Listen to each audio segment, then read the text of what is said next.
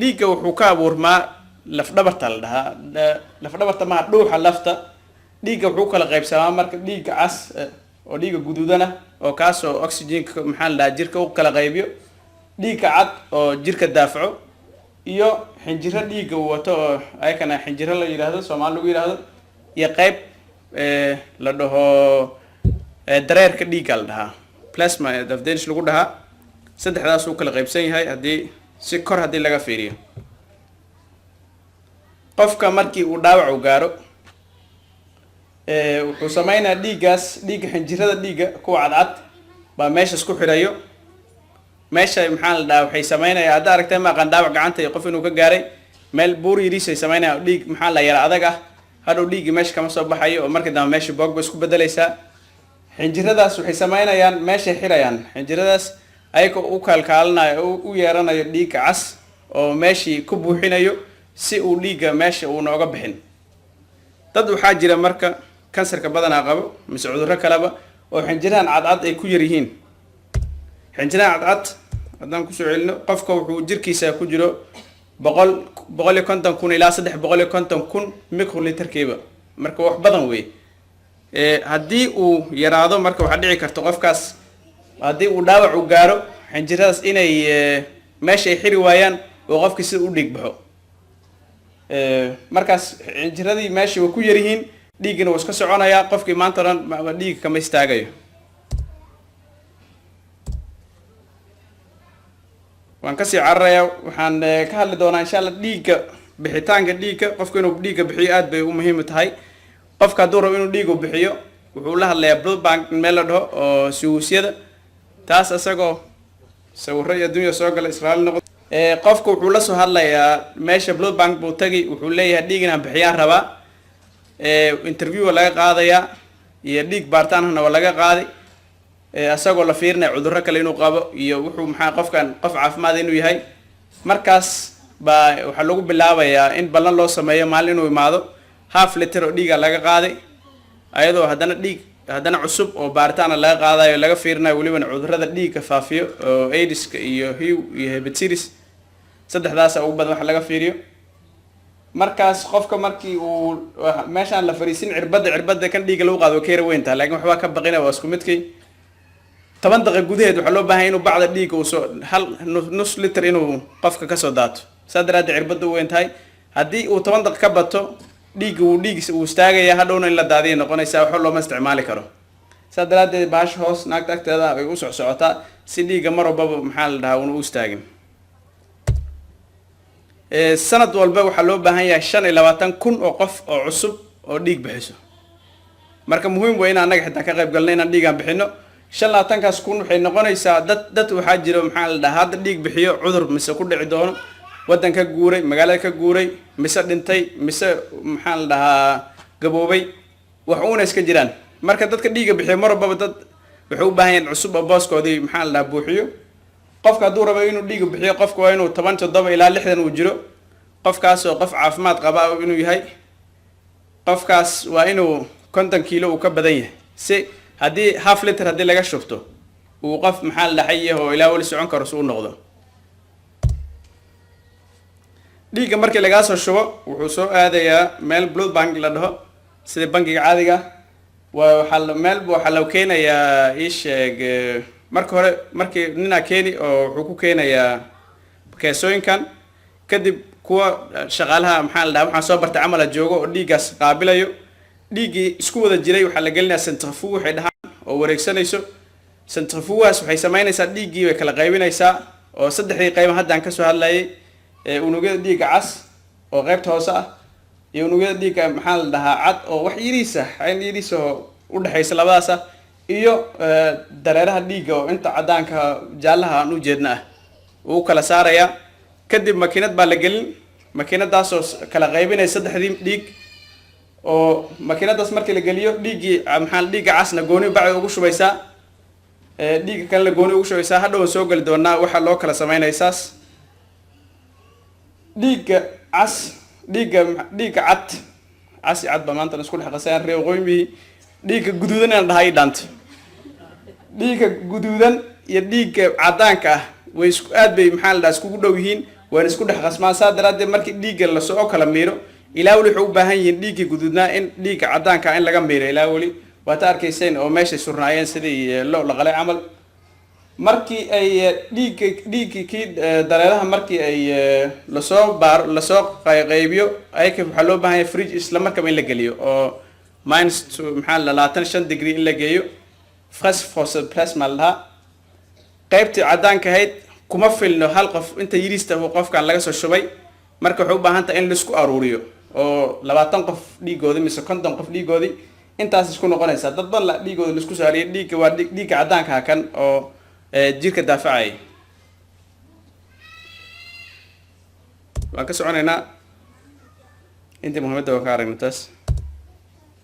dhiigga la soo dadka laga soo qaado waxa loo kala qaybiyaa 39% waxa ku baxdo dadka kansarka qaba ku baxdaa wataani sheegay 20 waxay ku baxdaa dadka maxaa la wadnaha cudurrada wadnaha iyo waxyaabahaas qaabilsan 12 waxay ku baxdaa dadka shil galay mise dhibaato weyn ay soo gaartay mise dhaawac weyn oo dhiig baxay 12 waxay ku baxdaa dadka dad waxaa jira cudurrada dhiigga qabo waxay kala 5 waxay ku baxdaa dadka dhiigga qabo 12 waxay ku baxdaa dadka waxaa jira caloosha maxaa la dhahaa cudurro caloosha fadal systemka la socdo way qabaan 13 waxay ku baxdaa dumarka dhalayo iyo waxyaabo kale oo maxaa la akuda iyo waxaa jiro markii qof la qalayaba dhiig baa loo diyaariyaa si hadhow qofka hadduu dhiig ugu baahdo loogu shubo qofka dhiig goormaa la siin marka qofka maadaama dhiig uu qaali u yahay oo dad badan ay loo baahan yahay marbaba liskama siiyo marka waxaa la fiirin marka hore qofka inuu dhiigga wax kale in la siin karo oo dhiiggaas maxaa la usoo celin karo qofka dhiiggiisa waxaa laga yaabaa in maxaa la dhahaa flambo cusbo biyaha in lagu shubo mise sokor ah mise waxay albumin ay dhahaan dhiigga markii kii caddaanka markuu dhaco kadib laga sameeyo haddii uu qofka dhiiggiisa tuu soo celiyo uma baahna marka dhiig in lagu qasaariyo la siiyo qofkan taasaa lagu daynayaa mise waxaa la fiirinaya xitaa qofkan dhiigga qaybta u baahan yahay sababta dhiigga waa u baahanahay kaliya maahane qaybta u baahan tahay wey qaybteeba maxaa la dhahaa aada u baahan tahay ma waxaa u baahan tahay kii caddaanka ahaa oo dad jirka daafacay mise waxaa u baahan tahay kuwii guduudka ahaa mise waxaa u baahan tahay kuwa dareeraha ahaa qofka dhiig markii la siinayo cirbad baa laga siiyaa flambe ah oo xididka weyn oo maxaa la dhahaa gacanta meesha ka galo meelo kalena waa laga siiyaa qof dad waxaa jira badanaa kansarka qabo oo maanta oran systemka ku jiro saan marba loo durin maxaa la infection usoo gaarin waxay qabaan waxa la dhaho civico central vena cathedral la dhahaa oo lagu qalo oo maxaa la dhahaa xidid weyn oo maxaa la dhahaa sababka agtiisa ah uu maro dhiigaga qofka marka la siinayo intaba waa la siin karaa dadka qaarkood mise waxaa la siin karaa hal kamid ah waa la siin karaa mise waxaa laga yaabaa dadka kansar qaba camal in asaga dhiiggiisa inta laga soo shubo daawo la siiyo kadib asaga dhiiggiisa loo celiyo si uu dhiiggaas daawada la siinayo kansarka way dishaa maxaa la dhiigga haddii qofku u baahan yahay dhiigga guduudka hadduu ka dhammaaday uu shil galay mise dhaawac weyn uu soo gaaray kii waxaa la siinayaa dhiigga guduudka ah dhiigga guduudka ah dad waxaa jira kansar qabo aada uga dhintay haddii ay heerka hadday gaarsan tahay waxaa jira kuwa paget qodob loole ma la dhaho oo waxaa waaye dhiiga guduudaho badan laisku soo aruuriyey qofkay ku yar tahay dhiigga guduudka aada ugu yar tahay kuwaasaa la siinayaa marka maxaa la dhahaa paget waxaa la dhahaa qodob loolema hosted waa lasoo jafay mise waa lasoo maxaa la dhahaa sida beerta camal baa loo soo ya waa lasoo guray ha waxaa dhici karta xinjirada qofka dhiigga inay la siinayo xinjirada dhiigga qofka ku yar dadka waxaa weeye kansarka qabo kansarka dilayo oo maxaa la xinjiradii dhiigga uu dilayaa mise daawada la siinayo hadday noqoto kii maxaa la shucaaci mise hadday noqoto daawadan kale oo uu cunayo way disha ayadana taas waxay u baahan tahay ayadana waxaa la siiyaa dhiigan plasmaga la siiyaa kii dareeraha dhiigga waan ka soconayna videogaas unugya dhiigga cas waxaa badanaa loo isticmaalaa qofka dhiig badan uu ka tagay mise operation galay mise shil weyn galay mise qof dad waxaa jiro dumarka u badan yihiin afrikaamintana oo lagu sheegaa cudur wuxuu qabaa dhiiggiisa uu dhimanayo dhiigga si haddaa uu doctoorku uu sheegay 120 maalmood buu nool yahay dad qaarkood oo afrikaamiinta waxay qabaan sickle cell anemia waxa la dhaho oo dhiigga haddaa ujeedeen videoga haddaa ujeedeen waa bahal wareega oo guduud ah oo maxaa la dhahaa duleelka si uga dhex baxa ujeedeen kan dhiigooda uu si u qalafsan yahay uu qaloocan yahay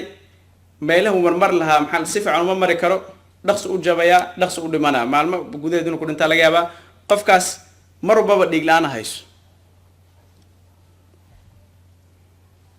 wata haddaa sheegay sigasnid baa loo isticmaalay qof markii la qalaya in dhiig uu diyaar u yahay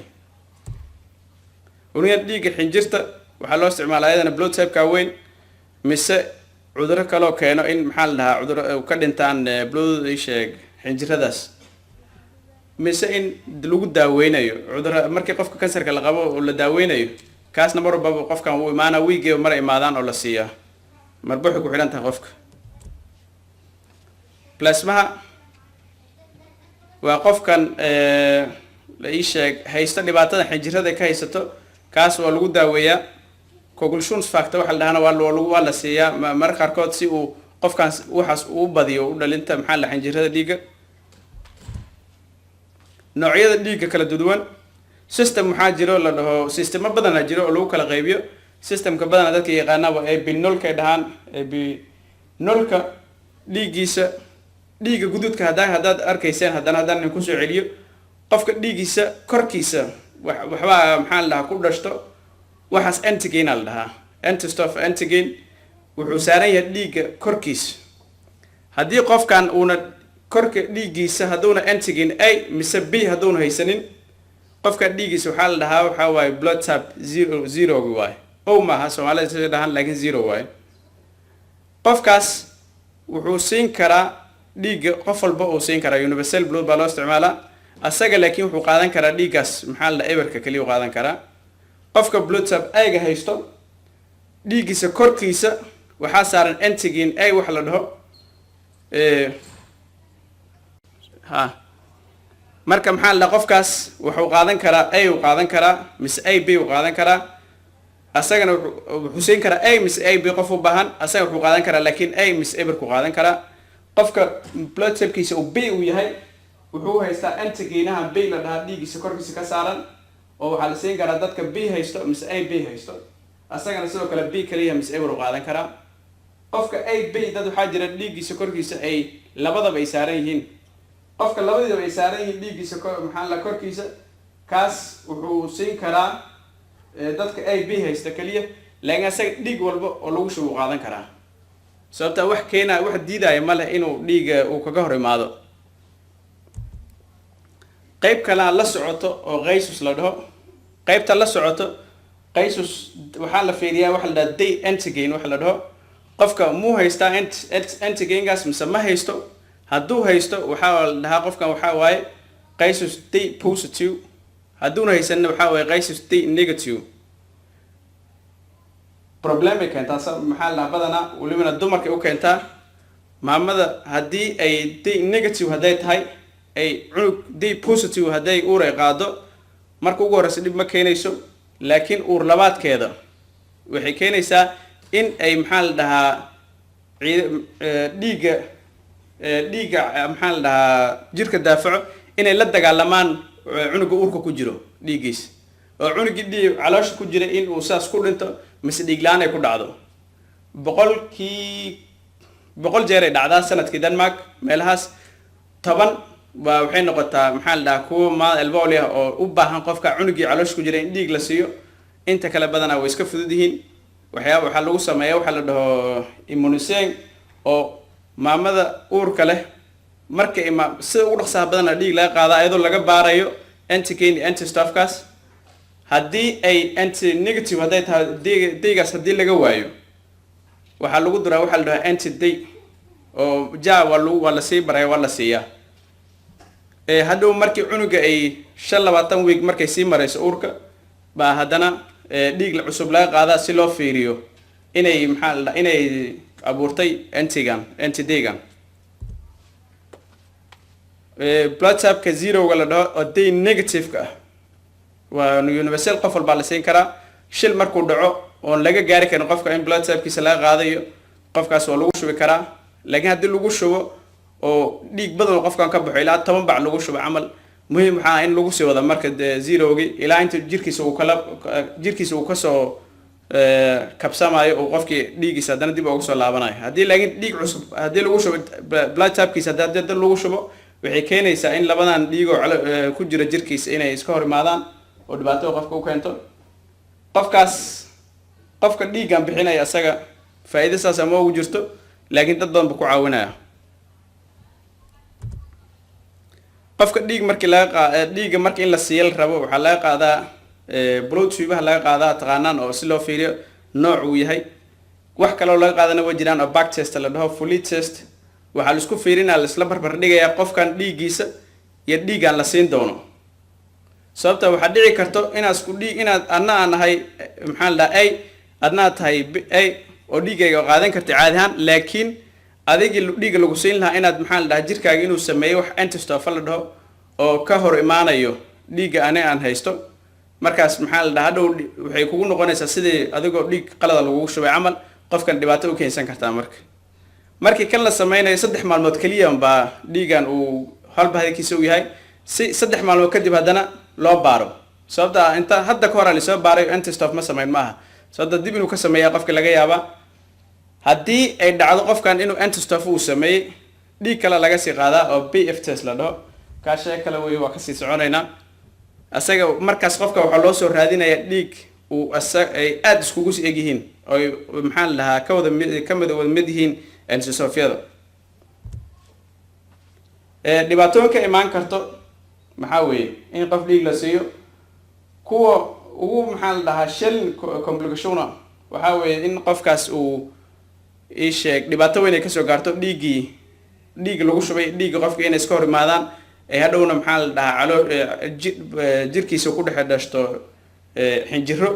ayadoo maxaa la dagaalayaan labadaas dhiig qofkaas khatar wuxuu jira inuu isla markaba dhinto mise in maxaa la dhibaato kale ay sii gaarsiiso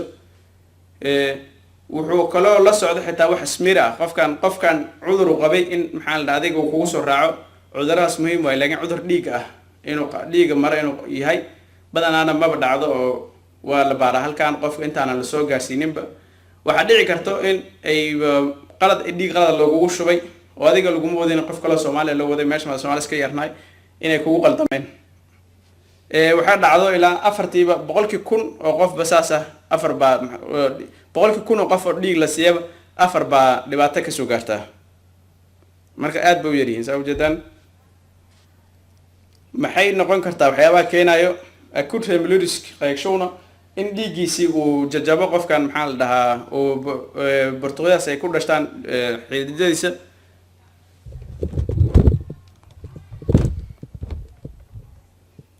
skills in waxaana keeni karto qofkan antistoph uu dhaliyay inuu maxaa la dhahaa dhiiga cusub ay la dagaalamaan in waxyaabaha symptomku qofka dareemi karo waa in waxa weeye qandho iyo maxaa la dhahaa gariir waxa kale dareemi karaa maxaa la dhahaa kii xanuunkii xabadka labo kulayl wajiga inuu guduto in maxaa la dhahaa dhiigiisa inuu istaago haddii dhiig intuu meel haday boog uga dhacdo in qofkaas dhiig uu istaago waayo in dhiig la'aan qofku ka sii qaadaba in allergy ugu sii dhaco qofkii meel walba cuncun ay ku bilaabato qasab ma hadii laakiin xabad kuwana isku aragtid markii dhiig lagu siiyo inay tahay qalad ka yimid dhiigaas laakiin haday dhacdo isla markaa dhiig lagu siinayo oo kugu socday waa la joojinayaa waxa la fiirina qofka waxa jirkiisa la baaraya oo organadiisa la baaraya beerka wadnaha meelihii maxaa la muhiimka dhan si loo fiiriyo inay dhibaato ka gaartay mise inayna ka gaarin in qofkaas waxa lagu dayaa inuu kaadida inuu badiyo si biyo iyo xabal la siin qofkaas waxa loo dhakhtar baa loo sii diri oo maxaa la hawshiis qofkaas qusayso ka sii wado waxa la sameyn bacdi dhiig lagu shubay iyo dhiig adag laga qaaday oo blood bank baa loo soo diraya si loo fiiriyo dhibaatada meesha ka timid qofkii dhiigan laga keenay asaga xitaa meesha ku qoran yahay hadaa ninka iloobay wax walba waxa way qoran yihiin qofkan dhiigan goorta laga shubay qofka ka shubay meeshuu joogay filjeerku ku jiray filjeerka inta qaado wuxuu dhan wada qoran yihiin easy way markii la bacdan loo keenay inay dib ugu laabtaan qofkiina in la soo baarasna intaasaan ku soo ekeynaa insha Allah